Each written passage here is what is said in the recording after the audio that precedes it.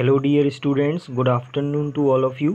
Thought of the class, don't use your energy to worry, use your energy to do outstanding in life.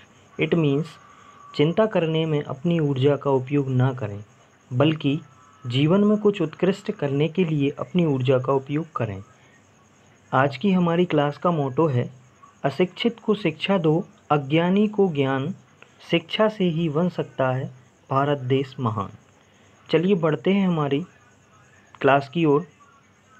Introduction. आपने देखा होगा कि बहुत सारे words ऐसे होते हैं, बहुत सारे वाक्य हमारे ऐसे होते हैं, यदि हम उनको सीधे तौर पर बोलते हैं, वाक्य हमारे सेंटेंस बोलते हैं जिसको इंग्लिश में, यदि हम सीधे डायरेक्ट उसको बोलें यदि, तो हमारे वो सेंटेंसेस जो हैं वो अच्छे नहीं लगते हैं और बहुत ज़्यादा क्या लगते हैं, रूड, मतलब कहने का वो असभ्य आपको प्रतीत होंगे कि असभ्य है ये भाषा, है ना।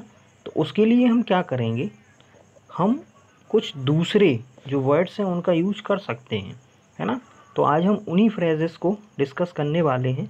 चलिए तो बढ़ते हैं हमारे फर्स्ट फ्रेज की ओर। सबसे पहला है आपका कैन यू पास मी और गिव मी। जो हम वर्ड यूज़ करते हैं वो है हमारा कौन सा, ये गिव मी, है ना। लेकिन इसके प्लेस में हमें कौन सा यूज़ करना है, कैन यू पास मी। अब यहाँ हम एक एग्जाम्पल्स के थ्रू समझ सकते हैं। Can you pass me a pen please, can you pass me a pen please. इस टाइप से बोलेंगे तो ये सेंटेंस आपका करेक्ट माना जाएगा और अच्छा भी लगेगा, और जो जिससे आप मांग रहे थे वो आपकी मदद कर देगा। लेकिन यदि आप डायरेक्ट बोलते गिव मी अ पेन, है ना, तो ये क्या होगा, ऑर्डर टाइप से होगा, और ऑर्डर आप समझते हैं आजकल कोई फॉलो नहीं करता है ना। इसलिए हमें रिक्वेस्ट ही करनी पड़ेगी। तो can you pass me a pen please इस टाइप से बोलेंगे तो ये अच्छा लगेगा। चलिए next, would you give me और गो अवे। अब देखिए होता क्या है, जनरली तौर पर आप डायग्राम के माध्यम से समझ सकते हैं। ये जो व्यक्ति है वो अपने कार्य में व्यस्त है ना, और ये भाई साहब जो हैं बहुत उम्मीद लेकर आ रहे हैं इनके पास में कि ये हमारी कुछ ना कुछ मदद करेंगे। तो जब ये इनसे मदद के लिए आ रहे हैं तो ये गुस्से में क्या कह देंगे, गो अवे, मतलब कि चले जाओ, गो अवे मतलब कि चले जाओ। लेकिन यदि ऐसा बोलते हैं तो इनको क्या होगा, बहुत ज़्यादा ख़राब लगेगा, गुस्सा लगेगा, इनसे नाराज़ हो जाएंगे, है ना।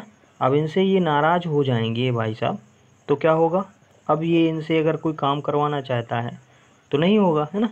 तो इसके प्लेस पर हम क्या बोल सकते हैं, could you give me 5 minutes, could you give me 10 minutes. क्या आप 5 मिनट इंतज़ार करेंगे या 10 मिनट मेरा इंतज़ार करेंगे, है ना। तो ये समझ जाएंगे, ये जो सेकंड वाले भाई साहब हैं ये समझ जाएंगे कि ये वाला व्यक्ति जो है अभी अपने कार्य में व्यस्त है, जैसे ही फ्री होगा मुझे बुला लेगा मदद के लिए, है ना। तो हम क्या करेंगे, गो अवे के प्लेस पर could you give me word use कर लेंगे। चलिए आगे बढ़ते हैं। I am afraid I can't, या फिर इसके प्लेस पर हम बोलते हैं कौन सा वर्ड, नो। अब देखो ये बहुत उम्मीद लगा कर आ रहे थे हमारे लिए इनविटेशन देने के लिए कि भाई साहब ऐसा ऐसा काम करना है ना, आप मेरे साथ चलिए वहाँ पे ये करना। हमने क्या कर दिया, इनका इनविटेशन डायरेक्ट बिना सुने बिना कुछ किए, ये बहुत आस लगा के आ रहे थे कि मेरा काम यहाँ से बन जाएगा, हमें लेने आ रहे थे, इनवाइट करने आ रहे थे, लेकिन हमने क्या कर दिया, इनको मना कर दिया।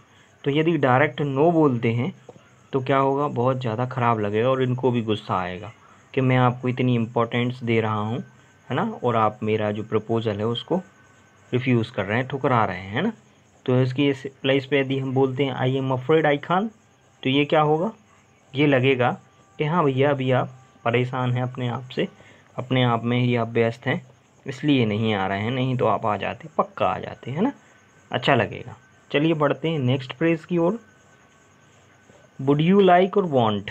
अब देखिए होता क्या है, जनरली तौर पे आपने जो यूज़ देखा है वो वांट का देखा होगा।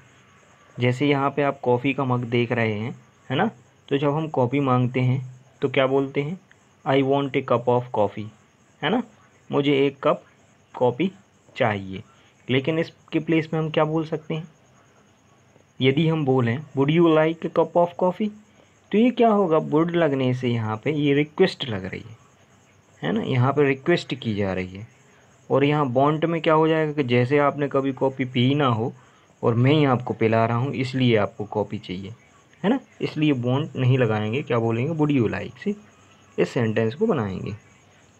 चलिए बढ़ते हैं नेक्स्ट फ्रेज की ओर। Would you mind stop it, है ना। अब देखिए होता क्या है, मैं यहाँ पे भैया बहुत ज़्यादा नाराज़ हूँ। क्यों नाराज़ हूँ? क्योंकि मेरे आज ऑफिस में कुछ भी मेरे साथ मुझे मेरे बॉस ने बहुत डांटा, आज मुझसे कुछ गलती हो गई थी, है ना, इसलिए मैं बहुत ज़्यादा गुस्से में हूँ। अब यहाँ देख रहे हैं आप, ये बना हुआ है डायग्राम, ये बता रहा है कि मुझे बहुत ज़्यादा गुस्सा आ रहा है ना।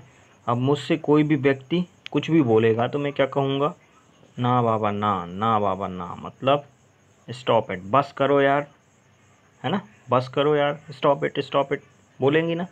तो क्या होगा, मैं तो गुस्से में हूँ, लेकिन इस वर्ड को जो भी सुनेगा उसको भी गुस्सा आएगा, है ना। तो इसके लिए हम क्या बोलेंगे, वुड यू माइंड। यदि आप बुरा ना माने तो बाद में बात करें, है ना, ऐसे बोल सकते हैं। तो वो समझ जाएगा कि अभी आपका मूड ठीक नहीं है। चलिए आगे बढ़ते हैं।